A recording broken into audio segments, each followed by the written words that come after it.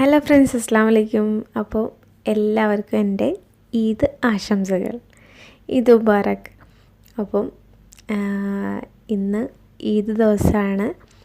അപ്പോൾ ഒരു സ്പെഷ്യലായിട്ട് ഒരു പായസം കാണിച്ചു തരാമെന്ന് വെച്ച്.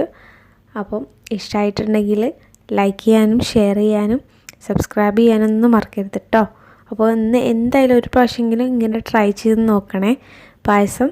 അപ്പോൾ ഞാൻ ഇന്നിവിടെ ഉണ്ടാക്കാൻ പോകുന്നത് പാലട പായസമാണ് കേട്ടോ.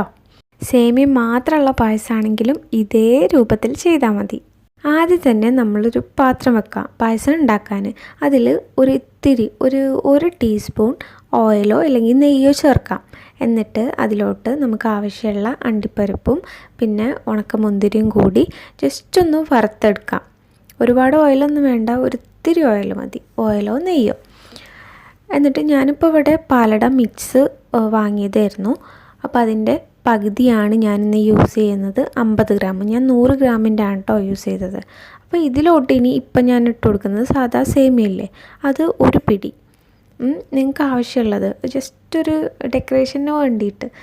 അപ്പം ഇപ്പം ഞാനിതാ 50 ഗ്രാമിൻ്റെ പാലട മിക്സ് ചേർത്ത് കൊടുക്കുന്നുണ്ട്. ഇതിൽ തന്നെ പഞ്ചസാര, അണ്ടിപ്പരിപ്പ്, പിന്നെ ഈ പാലട അതെല്ലാം കൂടി മിക്സാണ്. അപ്പോൾ നിങ്ങൾ സെപ്പറേറ്റ് പാലട വാങ്ങിയിട്ട് ചെയ്യുകയാണെങ്കിൽ അതിനനുസരിച്ച് ആവശ്യത്തിന് മധുരം ഇട്ട് കൊടുക്കുക.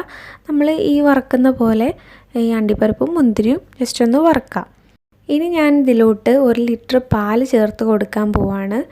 അപ്പോൾ നമ്മൾ 100 ഗ്രാമിൻ്റെ പാലട മിക്സ് വാങ്ങുകയാണെങ്കിൽ അതിൽ 2 ലിറ്റർ പാലിലാണ് നമ്മൾ ഉണ്ടാക്കുക.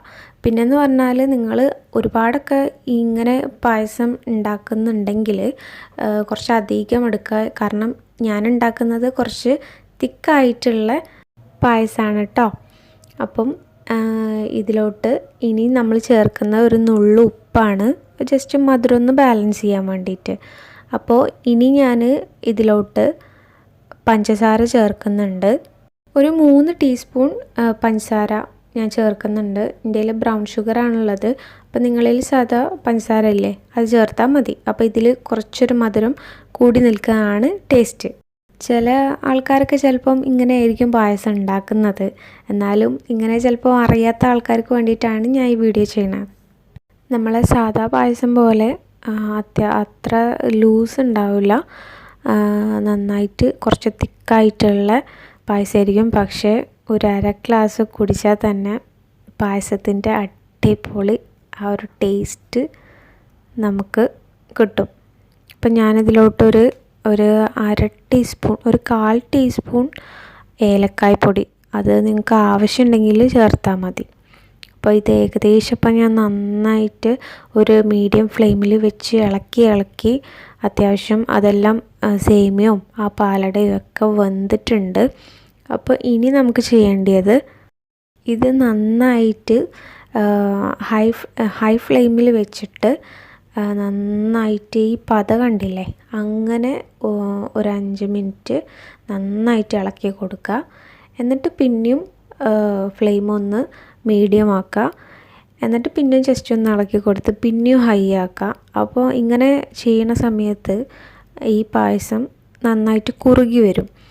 അപ്പം പെട്ടെന്ന് തന്നെ പായസം നമുക്ക് റെഡിയായി കിട്ടും, അല്ലെങ്കിൽ ഒരുപാട് സമയമെടുക്കും. അപ്പം ഇത് ഏകദേശം ഇപ്പം കുറുകി വന്നിട്ടുണ്ട്, കണ്ടില്ലേ. ഇപ്പം ഒരു നല്ല കുറച്ചൊരു തിക്കായി വന്നിട്ടുണ്ട്. അപ്പോൾ ഈ ഒരു പരിവാണ് നമുക്ക് വേണ്ടിയത് കേട്ടോ. അപ്പം എല്ലാവരും ഒരു പ്രാവശ്യമെങ്കിലും ട്രൈ ചെയ്ത് നോക്കാം. അപ്പോൾ നല്ല ടേസ്റ്റാണ്.